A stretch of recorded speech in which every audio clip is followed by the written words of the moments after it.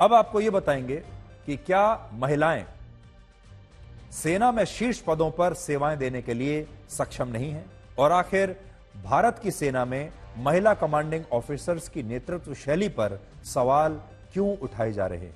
यह बहस उस चिट्ठी को लेकर शुरू हुई है जो लेफ्टिनेंट जनरल राजीव पुरी ने भारतीय सेना के ईस्टर्न आर्मी कमांडर को लिखी है। इसमें उन्होंने कहा है कि जब वो सेना की एक यूनिट का नेतृत्व कर रहे थे तब उसका हिस्सा रही 8 महिला कमांडिंग ऑफिसर्स की कार्यशैली पुरुष कमांडिंग ऑफिसर्स से काफी अलग थी। वो अपनी समीक्षा और अनुभव के आधार पर इस चिट्ठी में लिखते हैं कि महिला कमांडिंग ऑफिसर्स कुशलता में पीछे होती हैं, छोटी छोटी बातों का जश्न मनाती हैं, अपने जूनियर्स के लिए उनका व्यवहार टॉक्सिक होता है, वो अपने सहयोगी अधिकारियों का परस्पर सम्मान नहीं कर पाती, उनमें पूर्वाग्रह और अविश्वास की भावना ज्यादा होती है और उनका जो नेतृत्व है वो कुल मिलाकर कमजोर होता है। राजीव पुरी ने ये सारी बातें उन 8 महिला कमांडिंग ऑफिसर्स के लिए लिखी जो उनकी यूनिट का हिस्सा थी, लेकिन इस पत्र के सार्वजनिक होने के बाद हर कोई यही कह रहा है कि क्या भारतीय सेना में शीर्ष पदों पर महिला अफसरों की नियुक्ति नहीं होनी चाहिए। वर्ष 2020 में सुप्रीम कोर्ट ने अपने ऐतिहासिक फैसले में कहा था कि अब महिलाएं भी सेना में कमांडिंग ऑफिसर्स बन सकती हैं। सुप्रीम कोर्ट का फैसला था जिसका सबने स्वागत किया। इसी फैसले के बाद भारतीय सेना में शीर्ष पदों पर महिलाओं की नियुक्ति शुरू हुई और आज भारतीय सेना में कुल मिलाकर 108 महिला कमांडिंग ऑफिसर्स हैं। लेकिन इस एक चिट्ठी ने इन सभी महिलाओं की नेतृत्व शैली पर गंभीर प्रश्न चिन्ह लगा दिए हैं और इसकी देश में अब बहुत चर्चा हो रही है। शायद कुछ पुरुष ऐसा सोच भी रहे होंगे कि महिलाएं तो ऐसे कामों के लिए बनी ही नहीं है, महिलाओं को सेना में बड़े पदों पर नहीं होना चाहिए और बहुत जो सेंसिटिव पोस्टिंग्स होती हैं वहां पर नहीं होना चाहिए, बॉर्डर के इलाकों में नहीं होना चाहिए। लेकिन हमें लगता है कि महिलाओं को लेकर यह धारणा बनाना उनके साथ एक अन्याय करने जैसा होगा। सेना में महिला कमांडिंग ऑफिसर्स की नियुक्ति सिर्फ 4 साल पहले ही शुरू हुई है और अभी महिलाओं को इसकी ट्रेनिंग के लिए पर्याप्त समय भी नहीं मिला है। अभी तो इस पूरे प्रक्रिया की शुरुआत ही हुई है। एक तरफ सेना में पुरुष हैं जो शुरुआत से ही इन बड़ी बड़ी भूमिकाओं में रहकर काम कर रहे हैं, इन बड़े बड़े पदों पर रहकर शुरू से काम कर रहे हैं। दूसरी तरफ महिलाएं हैं जिन्हें कहीं जाकर सिर्फ कुछ साल पहले इन बड़े बड़े पदों पर अपनी भूमिका निभाने का मौका मिला है। वर्ष 2020 से पहले हमारा देश कभी भी महिला अफसरों को कमांडिंग ऑफिसर बनाने के लिए तैयार नहीं था और उन्हें कभी भी इस तरह की ट्रेनिंग नहीं दी गई कि भविष्य में वो कमांडिंग ऑफिसर्स बन सके। इसीलिए इस तरह की समस्याएं आना शुरुआत में स्वाभाविक है। लेकिन बड़ा सवाल यह है कि क्या इस समस्या से पीछे हट जाना इस मुद्दे का सही समाधान होगा? क्या महिलाओं पर उंगली उठाना, उनके कार्यशैली पर उंगली उठाना और यह कहना कि उनके अंदर ये काबिलियत ही नहीं है, क्या यह सही है? आज हमें यह सोचना चाहिए कि महिलाएं सेना में कमांडिंग ऑफिसर बनने के लिए सक्षम नहीं है, या हमें यह सोचना चाहिए कि हम महिलाओं को और मौके दें, सही ट्रेनिंग दें, उनके प्रति हम धैर्य दिखाएं तो वो भी पुरुष कमांडिंग ऑफिसर्स की तरह सफल हो सकती है। हमें सिर्फ और सिर्फ धैर्य दिखाने की आवश्यकता है और महिलाओं पर भरोसा रखने की जरूरत है। और मैं खुद यकीन से इस बात को कह सकता हूं कि इस देश में महिलाएं सर्वश्रेष्ठ कमांडिंग ऑफिसर्स बन सकती हैं। उनमें इच्छा शक्ति भी है और उनके अंदर ये क्षमता भी है। आज भारत की तीनों सेनाओं की सर्वोच्च कमांडर, जिसे हम सुप्रीम कमांडर कहते हैं, वो भारत के राष्ट्रपति हैं, एक महिला है। भारत की रक्षा मंत्री महिला रह चुकी हैं, प्रधानमंत्री महिला रह चुकी हैं, विदेश मंत्री महिला रही हैं और इससे यह पता चलता है कि महिलाओं की नेतृत्व शैली में कोई कमी नहीं। हमारे सेना की जो सुप्रीम कमांडर है, अगर वो महिला हो सकती है, हमारे देश की रक्षा मंत्री महिला हो सकती है, हमारे देश के प्रधानमंत्री अगर महिला हो सकती हैं, तो इसका मतलब यह है कि महिला जब इस देश को लीड कर सकती है, इस पूरे मंत्रालय को लीड कर सकती हैं, तो कमांडिंग ऑफिसर्स भी बन सकती हैं। और आज बात सिर्फ भारत की नहीं है, बाहर क्या हो रहा है जरा देखिए। कई देश हैं जिनकी सेनाओं में महिला कमांडिंग ऑफिसर्स की भूमिका में तैनात है। नेटो देशों में महिलाएं 3 स्टार जनरल होती हैं और इजराइल में भी महिला कमांडिंग ऑफिसर्स हैं। और आप खुद सोचिए कि क्या आपने कभी इसके कारण इजराइल की सेना को कमजोर माना है या वहां की महिला महिलाएं सेना में नेतृत्व नहीं कर पा रही, क्या कभी इसे लेकर कोई सवाल उठा है?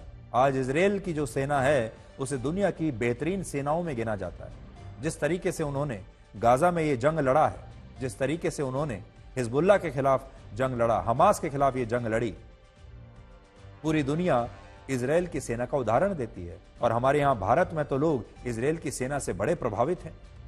इस चिट्ठी को लेकर सेना के सूत्रों का कहना है कि यह उसके एक अधिकारी की अपनी व्यक्तिगत टिप्पणी हो सकती है, लेकिन यह भारत की सेना की अपनी औपचारिक राय नहीं है। और यह बात सही भी है। यह चिट्ठी 8 महिला कमांडिंग ऑफिसर्स को लेकर लिखी गई है, और वो भी एक अफसर द्वारा। यह उसकी अपनी निजी राय हो सकती है, जबकि भारतीय सेना में 108 महिला कमांडिंग ऑफिसर्स हैं, और इस हिसाब से महिलाओं के बारे में राय बनाने के लिए यह काफी छोटा सैंपल साइज है, और इसके आधार पर सेना में महिला अधिकारियों को कम करके आंकना सही नहीं होगा। फरवरी 2020 में सुप्रीम कोर्ट ने सेना में महिला अधिकारियों के लिए स्थायी कमीशन का आदेश दिया था, लेकिन भारतीय सेना में अधिकार हासिल करने की महिलाओं की लड़ाई बहुत लंबी है, और इसलिए आज हम आपको भारतीय सेना में नारी शक्ति से जुड़ी कुछ ऐसी बातें बताना चाहते हैं जो महिलाओं को लेकर आपकी सारी गलतफहमियों को दूर कर देंगी। फरवरी 2020 में सुप्रीम कोर्ट ने सेना में महिला अधिकारियों के लिए ये जो आदेश दिया था, ये तो 2020 में ही दे दिया, लेकिन सेना में अधिकार हासिल करने की महिलाओं की लड़ाई आसान नहीं थी। और आज आप ये जो तस्वीरें आप देखेंगे, इससे आपको समझ में आएगा। मैं आपको थोड़ा बड़ी स्क्रीन पर दिखाता हूं, जरा महिला शक्ति को आप ध्यान से देखिए। भारत की 3 सेनाओं में 14.5 लाख जवान हैं, जिनमें महिला जवानों की संख्या सिर्फ 9,477 है। यह कुल सैनिकों का लगभग आधा % है, यानी हमारी पूरी तीनों सेनाओं में आधा % ही महिलाएं हैं। सबसे ज्यादा 7,093 महिलाएं हमारी थल सेना में हैं, जबकि 1,789 महिलाएं वायुसेना में हैं, और नौसेना में तो सिर्फ 748 महिला सैनिक हैं। अगर अधिकारियों की बात करें तो आर्मी में 4% ऑफिसर महिलाएं हैं, एयरफोर्स में 14% और नौसेना में 6% ऑफिसर महिलाएं हैं। सबसे पहले वर्ष 1888 में ब्रिटिश इंडियन आर्मी ने पुरुष डॉक्टरों की कमी की वजह से महिला डॉक्टर्स को सैन्य यूनिट में शामिल करना शुरू किया था।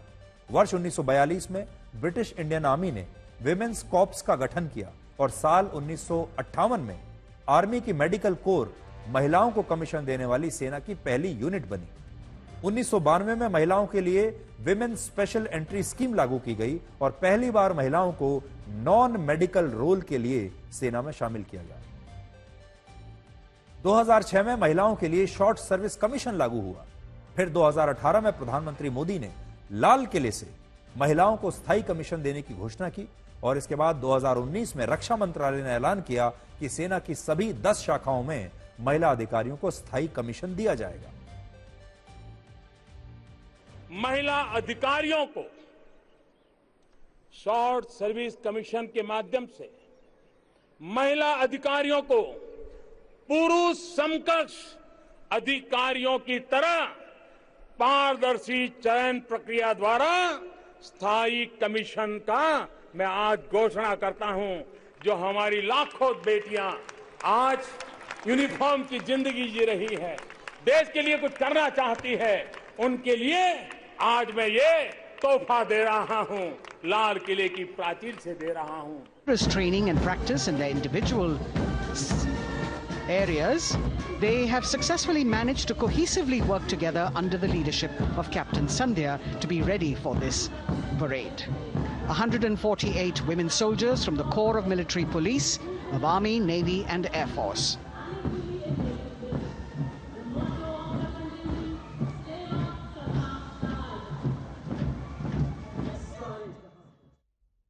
तो इससे आप समझ सकते हैं कि महिलाओं ने इस भूमिका में आने के लिए एक बहुत लंबा संघर्ष किया है, और अब उन्हें सिर्फ एक चिट्ठी के आधार पर आंकना बिल्कुल सही नहीं होगा। और हमारे देश में ये जो बहस शुरू हुई है, ये बेकार की बहस है। आज अमेरिका के सक्रिय सैनिकों में 17% से ज्यादा महिलाएं हैं। ब्रिटेन की सेना में 11% सैनिक महिला हैं। कनाडा में वहां की आर्मी में 16% सैनिक महिलाएं हैं। चीन की पीपल्स लिबरेशन आर्मी में भी 5% महिला सैनिक हैं। कई देशों में महिलाओं को वॉर फ्रंट पर तैनात किया जाता है, जैसे America, Israel, Germany, Australia, New Zealand और कनाडा।